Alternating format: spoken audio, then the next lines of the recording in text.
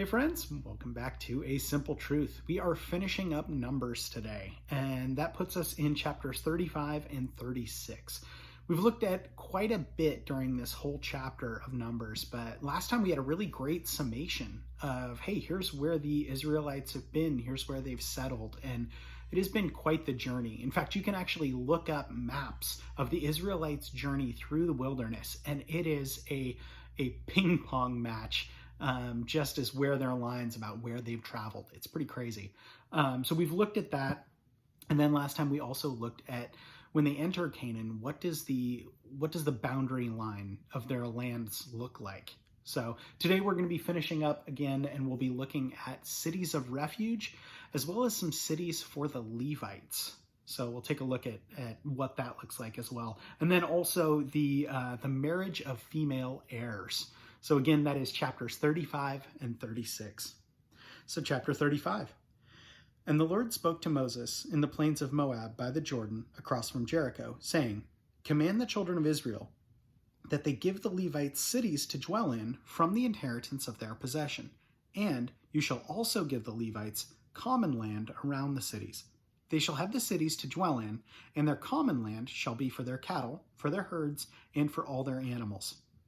The common land of the cities, which you will give the Levites, shall extend from the wall of the city outward 1,000 cubits all around. And you shall measure the outside of the city on the east side 2,000 cubits, on the south side 2,000 cubits, on the west side 2,000 cubits, and on the north side 2,000 cubits. The city shall be in the middle. This shall belong to them as a common land for the cities. Now among the cities which you will give to the Levites, you shall appoint 6 cities of refuge, to which a manslayer may flee. And to these you shall add 42 cities. So all the cities that you will give to the Levites shall be 48. These you shall give with their common land. And the cities which you shall give shall be from the possession of the children of Israel. From the larger tribe you shall give many, from the smaller you shall give few. Each shall give some of its cities to the Levites in proportion to the inheritance that each receives. Then the Lord spoke to Moses, saying, Speak to the children of Israel and say to them, When you cross the Jordan into the land of Canaan, then you shall appoint the cities to be the cities of refuge for you, that the manslayer who kills any person accidentally may flee there.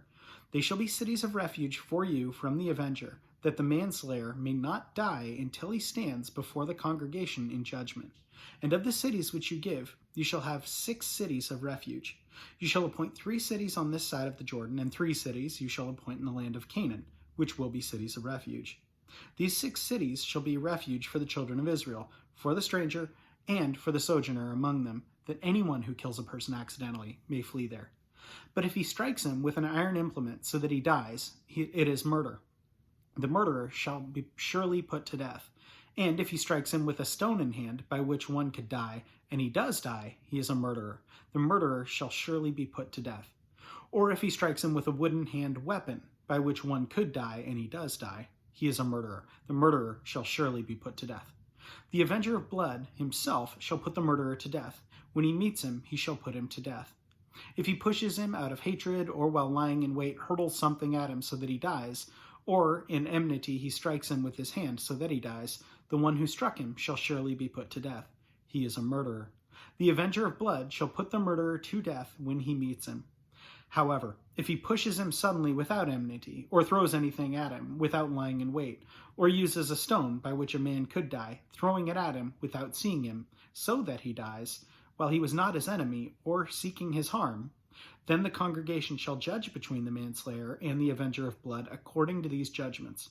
So the congregation shall deliver the manslayer from the hand of the avenger of blood, and the congregation shall return him to the city of refuge where he had fled, and he shall remain there until the death of the high priest, who is anointed with the holy oil.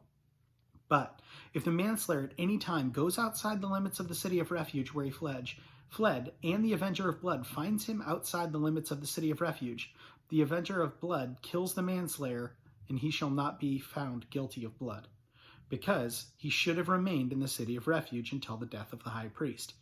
But after the death of the high priest, the manslayer may return to the land of his possession. And these things shall be a statute of judgment to you throughout your generations in all your dwellings.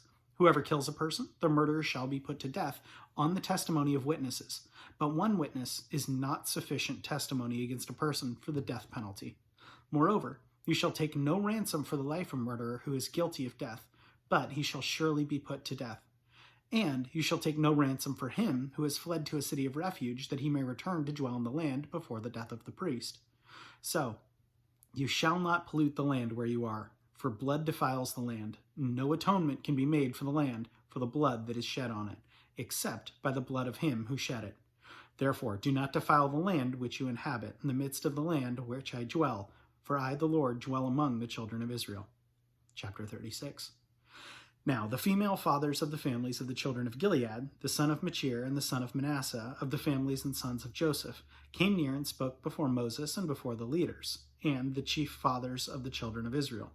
And they said, The Lord commanded my lord Moses to give the land as an inheritance by lot to the children of Israel.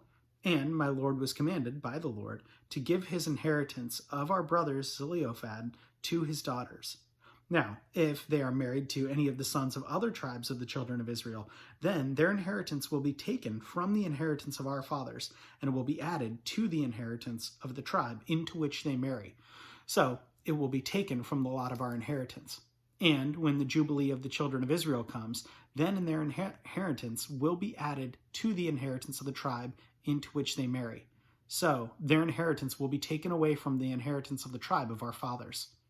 Then Moses commanded the children of Israel according to the word of the Lord, saying, What the tribe of the sons of Joseph speaks is right.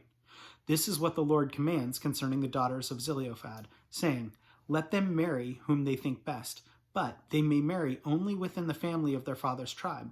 So the inheritance of the children of Israel shall not change hands from tribe to tribe. For every one of the children of Israel shall keep his inheritance of his tribe of his fathers, and every daughter who possesses an inheritance in any tribe of the children of Israel shall be the wife of one of the family of her father's tribe, so that the children of Israel may possess the inheritance of his fathers. Thus, no inheritance shall change hands from one tribe to another, but every tribe of the children of Israel shall keep its own inheritance. Just as the Lord commanded Moses, so did the daughters of Zelophehad. For Mahlah, Tirzah, Hoglah, Miklah, and Noah, the daughters of Zelophehad, were married to the sons of their father's brothers. They were married into the families of the children of Manasseh, the son of Joseph, and their inheritance remained in the tribe of their father's family. These are the commandments and the judgments which the Lord commanded the children of Israel by the hand of Moses in the plains of Moab by the Jordan across from Jericho. So that is Numbers. So we finished that up, and I think what stuck out to me just with this last bit is this cities of refuge. I always think about that, like what did those cities of refuge look like? How many accidental murderers were there in the cities of refuge? And of course that kind of got me thinking about the idea of refuge and I guess just where I would find refuge, right? Because I start thinking about like, wow, what if those cities of refuge still existed? And again, what would they look like? But I guess under the new covenant, it really made me think of that Psalm 46. The Lord is my refuge. So God is our refuge. And we run into him and are safe. So I think that's something that I've been thinking a lot about lately. The idea of where do I find my shelter? Because if I find it anywhere else outside of God, chances are it's not going to be much of a shelter, and it won't be, number one, pleasing to God, and it won't be effective or efficient in truly sheltering me from what I should be sheltered from. I know we talked about boundaries yesterday as well. So again, just my 2 cents, what I thought from today's reading. As always, thanks so much for joining. Have a great rest of your day.